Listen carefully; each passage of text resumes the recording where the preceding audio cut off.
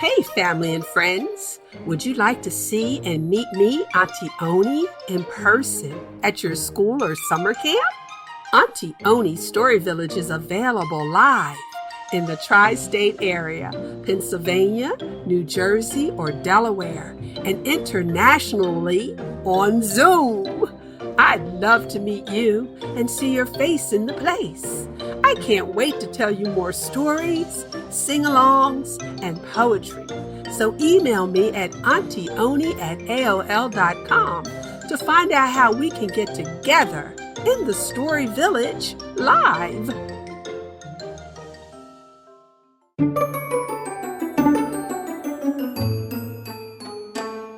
Hello, family. How do you do? Auntie Oni's Story Village is here for you. I'm Auntie Oni, the storyteller, and I will tell you stories and poetry too, from villages around the world, just for you. I can say hello in many languages. Can you? Repeat after me and learn something new. Jambo, Irie, Hola, Shalom, Aloha, Salam Alaikum, Konnichiwa. Did you hear hello in your language?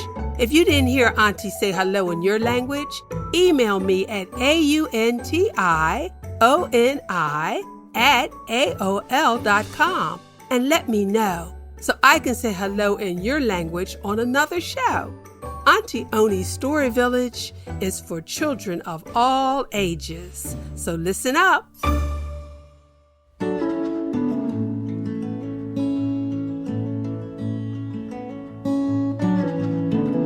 Annie Mae Jumps the Broom by Diane Williams, the storyteller of Jackson, Mississippi. Hey, Annie Mae, what you gonna do today? When Buster sang that song, Annie Mae couldn't help but come running. She stopped whatever she was doing to meet up with Buster. Buster was handsome in Annie Mae's eyes, the cutest young man she had ever seen. He had strong arms, chocolate brown skin, and a smile that made the sun come out. Once a week, they met under the big oak tree. Buster had secretly learned letters, and he carved some alphabets with his hunting knife on that big oak tree. Buster loves Annie Mae. Buster and Annie Mae had a cozy friendship. Annie Mae's heart skipped a beat every time she saw Buster. They used to be little children picking cotton together, but they were much older now, grown folk. And Buster's heart raced when he thought about Annie Mae. He liked the way she looked up to him and trusted him. She was the prettiest young lady he had ever seen. She had beautiful long braids, tan and smooth skin, and a smile. Annie Mae's smile made the moon shine. Buster was respectful and old-fashioned that way, so he decided he would not even think of kissing Annie Mae before he asked her to marry him. One hot and humid evening, after working out in the fields all day long, Annie Mae was walking back to her cabin. Buster standing around talking with his boys. But then Buster caught sight of Annie Mae in the corner of his eyes, and he left his friends and ran off to speak to Annie Mae. Hey, gal, wait up. I got something to say to you. Aunt Minnie was peeking out the window of her cabin, and she called out, "Be careful, girl. That boy has had his eyes on you for a long time. I figure y'all be jumping the broom soon." Aunt Minnie was one of the elders on the plantation, and she had every right to butt in and voice her opinion. She was known to be wise, and everyone trusted Aunt Minnie, and they took her advice. Aunt Minnie was just a little girl when she was kidnapped and brought over on a boat from Africa to America.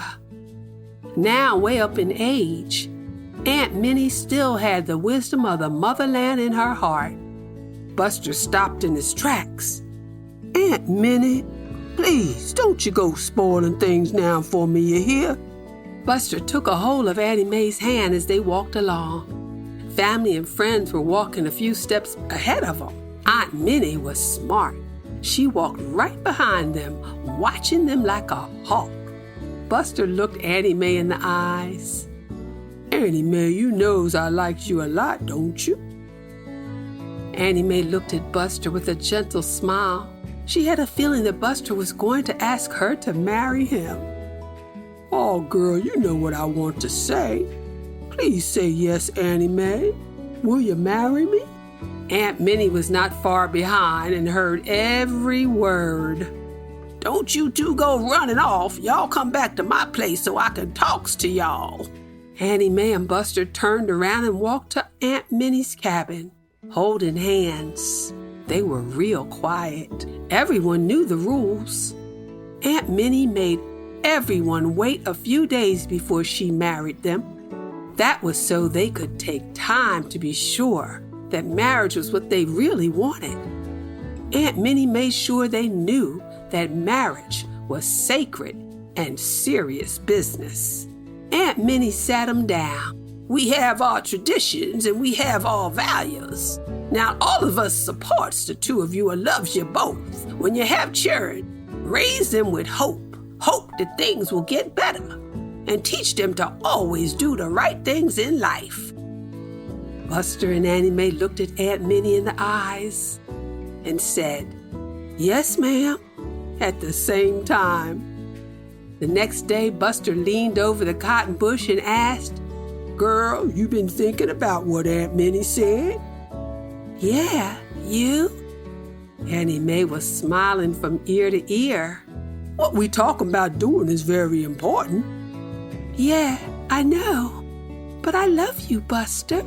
It was the first time that Annie Mae said it, and Buster tried to hide his smile by rubbing his hand on his face and chin. Buster took a little round piece of brass out of his pocket, and he slid that little ring into the palm of Annie Mae's hand. The weekend was coming, and it was going to be a wedding. Everyone was just as excited as the young couple. So after working in the fields all day, everyone had cooked food well into the night. Sweet potatoes, chitlins, ham hocks, pig's feet, pig knuckles, pig ears, and cow tongue to make sow's meat or hog head cheese.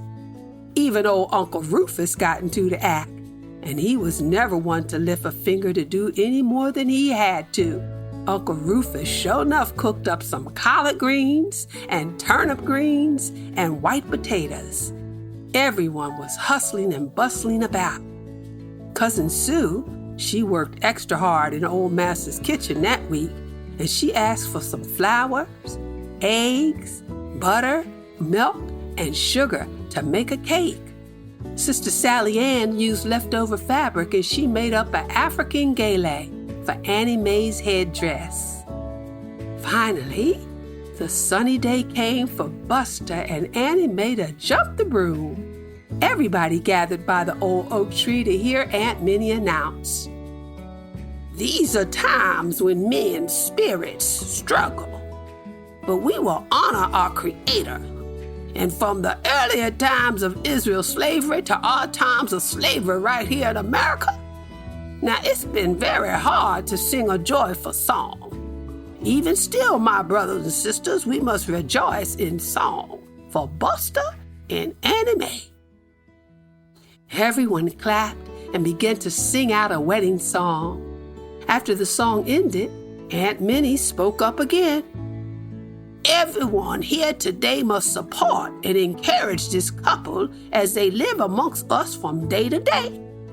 Today, we celebrate the marriage of Annie Mae and Buster as they gonna jump over this here broomstick. Some folks jumped over the broom 3 times for luck. On some plantations, the men's jumps the broom and the women's stand still. However, you had better jump high, for if you stump your toe in this here broom, you may have trouble in your marriage. So come on now and join hands together." Aunt Minnie laid the broomstick on the ground. "I I know that the two of you loves each other and have always loved each other. So are you ready? Buster looked at Annie Mae and saw a beautiful African queen. Annie Mae looked at Buster and saw a handsome African king. Aunt Minnie, being the wise old woman that she was, asked the couple one last important question. Before you jump over, are you sure? Annie Mae and Buster said, yes, really loud for everyone to hear.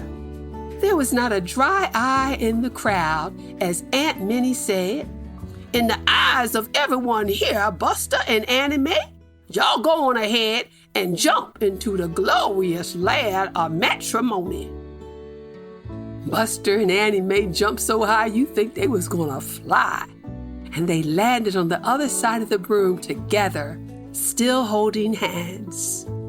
Buster couldn't wait. He took Annie Mae in his arms and gave her a big kiss. Aunt Minnie shouted, I nouns pronounce your man and wife and present to all of y'all, Mr. and Mrs. Buster. Everyone gathered around, hugging and kissing Annie Mae and shaking hands and slapping Buster on the back.